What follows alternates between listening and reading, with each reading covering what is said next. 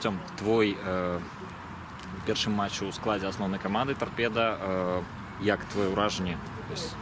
Ну, эмоции только положительные. Ну, этот матч точно я запомню. Ну, все-таки вот дебют. Ну и на самом деле, вот, ну, после пропущенного гола, да, было вот упадок, что ли, настроение сразу упало. Ну, потом вот выиграли, вот я рад очень. Як твои были почуття? Было страшно, когда ты выходил на поле?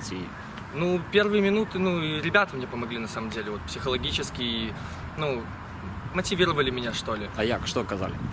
Ну, говорили, не волнуйся, все с голосом подсказывай, ну, и, в общем, так вот, по полю, что больше. Вот. Ну, да, первые минуты, вот, было так еще, трясло немножко, вот, когда мяч почувствовал, уже словил первый раз, то уже, да, легче гораздо стало. Ну, вось раней ты выступал за «Торпеда» 99-2000 году, сёння ў складзе асноўнай ужо ў першай лізе.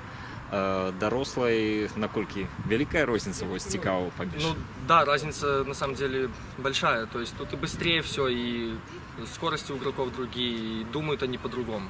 То есть вот разница даже вот в этом чувствуется. Ну і традыцыйна, як ты ацэньваеш сёння ўвогуле матч каманды пераможны для нас? Ну, моменты у нас были, это всегда радует, только вот не забиваем. То есть моменты есть, но вот реализовать не можем. А так хорошо, что выиграли.